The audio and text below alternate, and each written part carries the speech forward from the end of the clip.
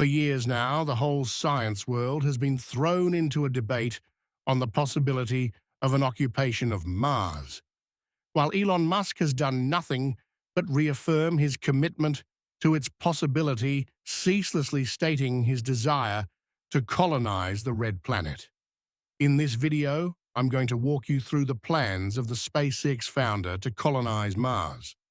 So, before we begin, take your time to like and share this video with your friends. Don't forget to subscribe for more premium content. Now let's begin with the belief that NASA wasn't doing more to get people to Mars, but the fact that Earth might eventually become an uninhabitable wasteland. Elon Musk founded SpaceX, the rocket company making waves today. In case you don't notice, Mars is one of the closest habitable planets to Earth. Although it is some 140 million miles away, it still endures a decent sunlight and cold, which humans can warm up, by the way, easily. By compressing the Mars atmosphere, humans can grow plants. And mind you, the atmosphere is primarily CO2, coupled with some nitrogen and argon and others, while the date is separated with the 24-hour limit. On Earth, Mars is about 24 hours and 37 minutes, and as a matter of fact, the gravity is about 38 of what it is. On Earth, facts have proven that humans can easily adapt and survive on Mars. But Elon Musk mentioned in an interview that the first humans there would in fact die, but only after they have successfully satisfied their Mars exploration and lived out their life, apart from the fact that the journey to Mars will take around 6 months. It will take an amount of around 1,000 spaceships and 1 million tons of vitamin C to make life on Mars. Verifiable, Elon Musk believes that life on Mars can only be achievable if there is a self-sustaining city. Their one thing that has been a major obstacle to the Mars occupation is the ships and their need to resupply for the time being. The issue of ships coming down to Earth from Mars after landing. There is one that has been on the tables for long, even with NASA, confirming that their supplies for the planet will not be for tourist travels, but for the continuation of life. They're overtly the sustainability of life on Mars depends on how much is needed for colonization, judging from the fact that the planet is slightly different from our Earth. Those that find themselves on Mars might experience a little bit of difficulty, especially without enough supplies to last them for their intended time. Interestingly, SpaceX hopes to send up a Starship on the back of the Super Heavy booster, which Musk commonly refers to as the Big Effin' Rocket, or BFR, carrying nearly 13 tons into space. SpaceX claims ownership to the most powerful rocket booster in the world, the Falcon Heavy, hence the need for the BFR, which will be able to carry about a few hundred tons to space before the eventual 1,000 tons. As a matter of fact, the BFR is planned to be 25 stories high, with about 42 powerful Raptor engines, which can lift an entire Boeing 747 in his plans to colonize the red planet.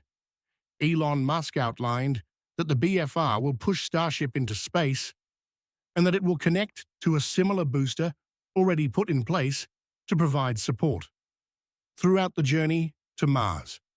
The Starship transportation system to Mars is to enjoy each launch of SpaceX's reusable Starship rockets about 3 times per day on average, while carrying a 100-ton payload on each flight, with more of about 1,000 flights per year, carrying more than about 100 tons of cargo on each flight. A total of 100,000 tons of cargo will be in orbit, ready for delivery on Mars.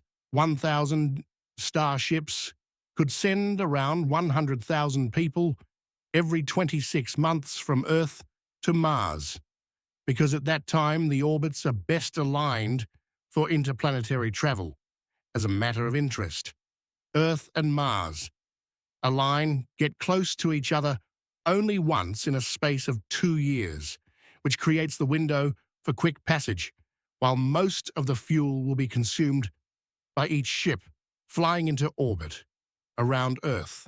Several other tanker spaceships could launch and refill the carriers with more fuel to reach the destination Mars, as the SpaceX employees are working hard to build the Starship system.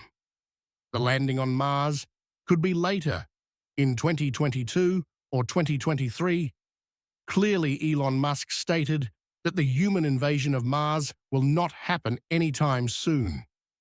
However, he mentioned that, compared to Earth, there will be lots of jobs, including direct democracy, where inhabitants will make decisions for themselves, with fewer and much more lesser complicated laws compared to Earth.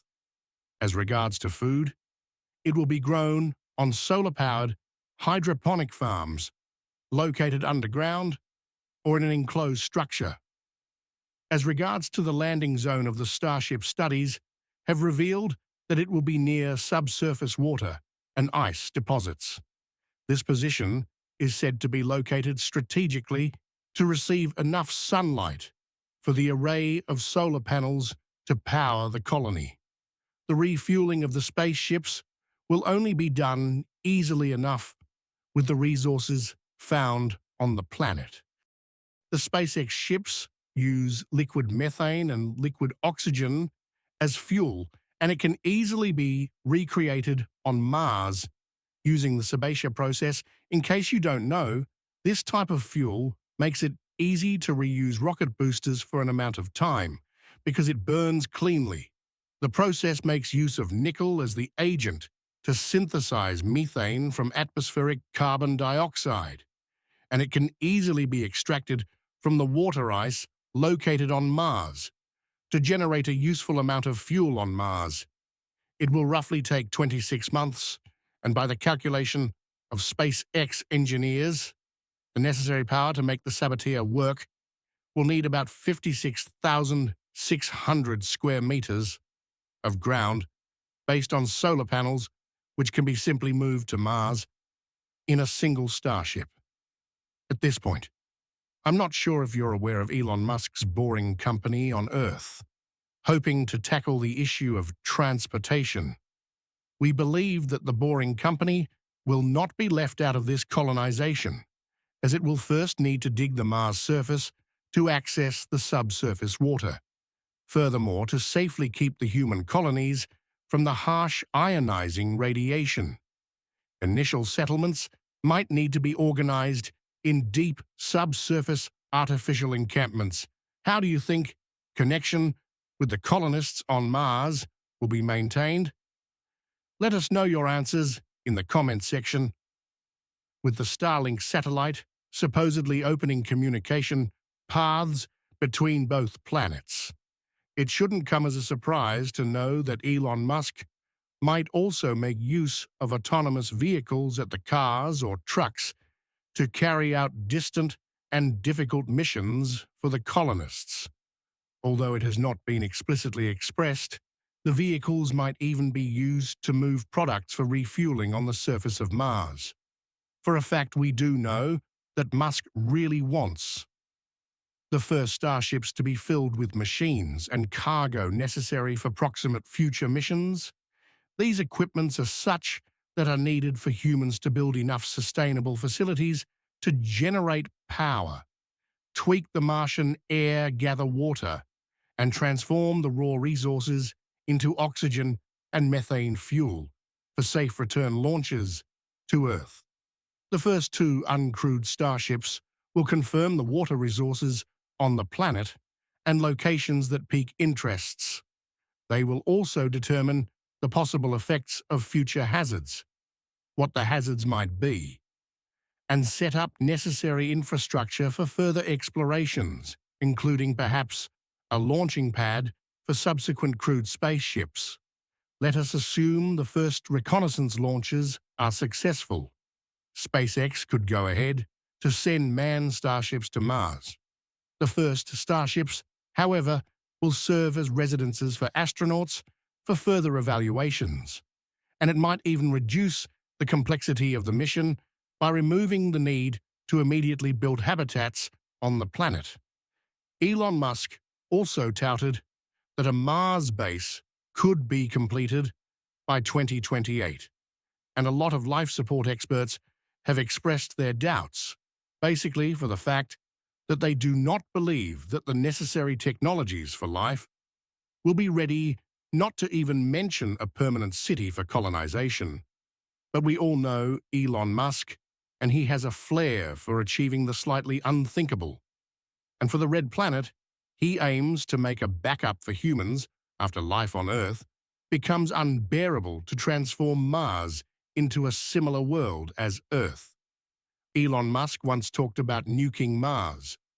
However, the images on SpaceX's website of a rusty red planet morphing into an Earth-like world suggests a hypothetical process of terraforming.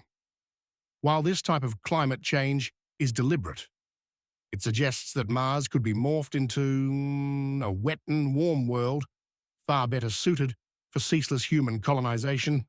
Only if the carbon dioxide rich ice caps on Mars are easily melted. NASA, however, does not believe in the possibility of lasting terraforming, as there may not be enough trapped gases to sustain a comfortable planetary atmosphere compared to Earth.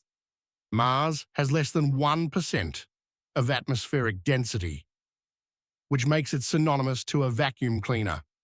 Currently, SpaceX is building its first set of Starship orbital vehicles and are conducting tests in a South Texas facility, very much close to Earth's core from this facility in Boca Chica, Texas. It launched many test flights of Starship prototypes and is preparing for many more tests to come. In the near future, the colonization of Mars will most likely take years, but it will surely be worth the wait. In the end, thank you for watching one of our videos while you're here. Go ahead and click on one of these 2 videos on your screen and check out the juicy details coached in them. See you there.